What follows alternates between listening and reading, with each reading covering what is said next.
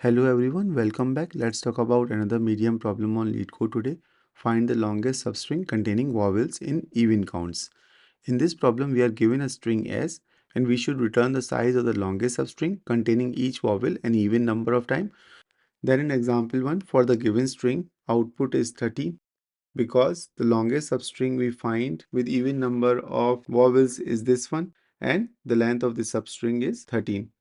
In this, E occurs 2 times, I occur 2 times, O occur 2 times, and if we extend the substring either this way or this way, the number of vowels will become odd. For example, if you go this way and add O, then number of O's will become 3, so it will become odd. If we start from here, then number of E becomes odd. So this is the only valid longest substring with even number of vowels.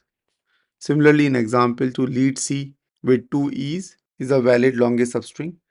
Finally, in example 3, string does not have any vowel at all. So that's why it is a valid longest substring because all the vowels occur 0 number of times and 0 is an even number. Now, in terms of solution, the naive or brute force approach can be that we generate all possible substrings and check each one of it to see if it has even number of vowel, and then we choose a substring with the longest length that satisfies the condition. The time complexity to generate all the substrings will be O of n square because we will be using 2 loops and iterate over the string and generate all the substrings between the pointers I and j. And then we have to check each substring for an even number of vowels, and that will take O of n for each string, so that the time complexity becomes O of n cube, which is computationally expensive. Another approach that I was initially thinking was using sliding window technique. However, it quickly became clear that it is challenging to know when to shift the left pointer. For example, consider the input string from example 1 and focus on the vowels. Initially, left and right pointer will be at the start index, and now we extend our window with the right pointer. And suppose our right pointer is at the secondary, so our substring is valid with even number of vowels. But now we extend our window and we encounter a third E, which makes the number of vowels odd. Then which E should be removed to maintain the even counts? For example, if I move my left pointer here and exclude an E, and later we find out another E in the string, then the count becomes even again. So this makes it difficult to apply the sliding window technique. So now let's look at the problem again. We just need to check if a substring has even number of each vowel. We don't care about the actual count of the vowel, right? We just want to know whether the vowel counts are odd or even. Suppose we traverse from the start of the string, that is index 0, and we have a method which tells us whether the string we have seen so far has even or odd number of vowel count. And let's just focus on the vowel A.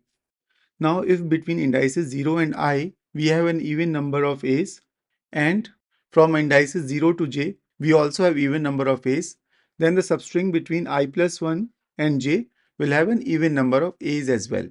For example, if substring up to I has 4 A's, here I am showing contiguous, but they don't have to be contiguous. So, if the substring up to index I has 4 A's and up to j has 6 A's, where j is more than I, that means the substring between I plus 1 and j has 2 A's, which is again even. The same reasoning applies if the substring between 0 to I and 0 to j have odd number of A's. For example, if the substring up to I has 3 A's and substring up to j has 5 A's, then the substring between I plus 1 and j will have 2 A's, which is again even. This logic holds true for other vowels as well. Essentially, we need to track whether the number of each vowel is even or odd, and when the pattern or the state repeats, we know that the substring between those indices has an even number of respective vowels. So our problem becomes simpler. We iterate from the start of the string and see whenever the pattern repeats, we know that the substring has even number of vowels. And we can then check if the substring has maximum length so far. This allows us to efficiently find the longest substring without generating all the substrings. But how do we get this flag or method that can tell us whether the vowels have odd or even count? One approach can be to use hashmap of vowel and the boolean flag. Boolean flag will be initially true, denoting the even count. And when we are iterating over the string and we see a vowel, for example A, we flip the flag, signifying that number of vowels have become now odd. And when we see the same vowel again, we flip it back to true, and so on. However, you may have guessed by now that we can actually store this information more efficiently using bitmask, since we are flipping the bits between odd and even states continuously. We will need 5 bits for each vowel to store each vowel's even and odd count state. And suppose we store the state for A at 0th bit, E at first bit, I at second bit, and so on. Each bit in the state represents the parity, even or odd, of each vowel. Initially, all the bits will be set to 0 because all the vowels have appeared 0 number of times and 0 is an even number. And suppose now we see A in the string. That means now number of A's have become odd. So how can we flip this bit? So we will just do XOR with 1. Because for XOR, when the bits are different, the output is 1. And now the bit value for A becomes 1 in the mask. And now suppose again we see A. Then how will we flip it back to 0? Because now number of A's have become even. So we will again XOR it with 1. Because now 1 XOR 1 will give us 0.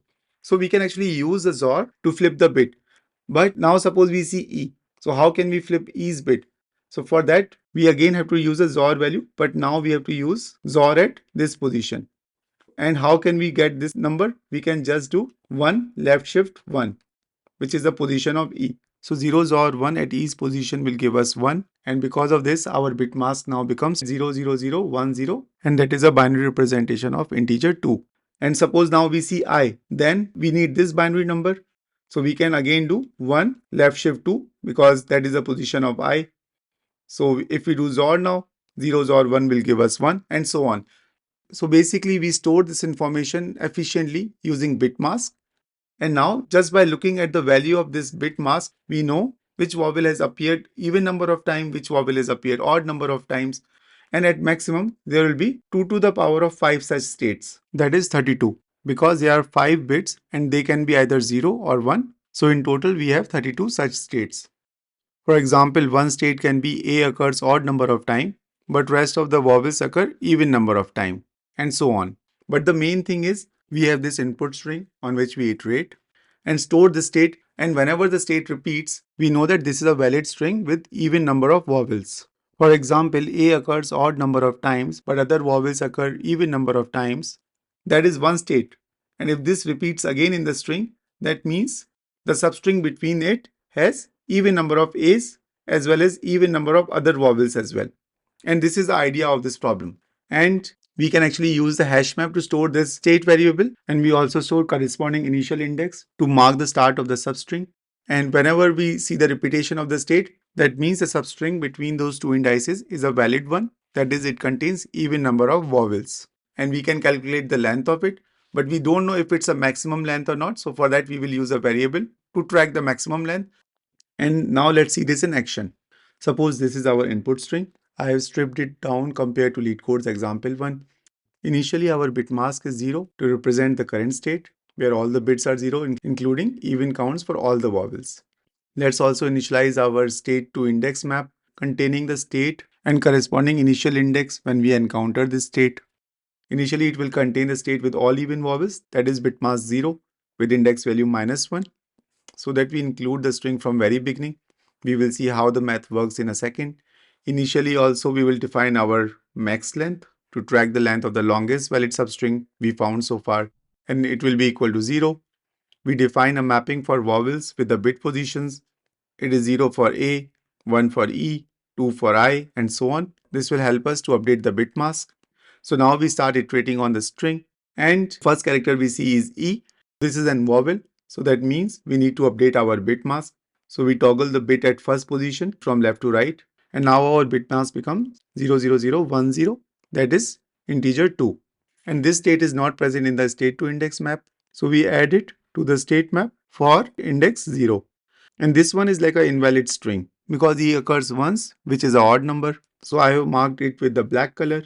Now next character we see is L, and we can see that L is not a vowel. So we don't have to change our bit mask, and bit mask already exists in the map. That means at index 1, the state has now repeated. That means we can find a valid substring ending at index 1 but starting at index 0, which is present in the map.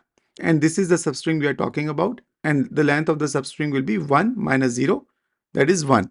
And because it is more than our previous max length of 0, now our max length becomes 1. So then next character we encounter is E, that toggles the second bit in the bit mask. So now our bit mask becomes 0 again, and we can see that 0 is already present in the state to index map. That means this is a valid string. and we calculate the length of the valid string is 2 minus minus minus 1, and that will give us 3. So that's how the math will work, because we are assuming even before the index start, the string is valid. And if you want to see the string, that is ELE, which is a valid substring. And now because length of current substring is more than previous max length of 1, we will update our max length to 3. Now we encounter another E. And because it's a vowel, we will again update our bit mask. And now our bit mask becomes 2 again. So we see that 2 is already present in the map and the corresponding index is 0. That means we can form a valid substring ending at this index. So our substring length will be 3 minus 0, and it is equal to 3. So it doesn't change our max length because our previous max length was also 3. And by the way, this is the substring we are talking about.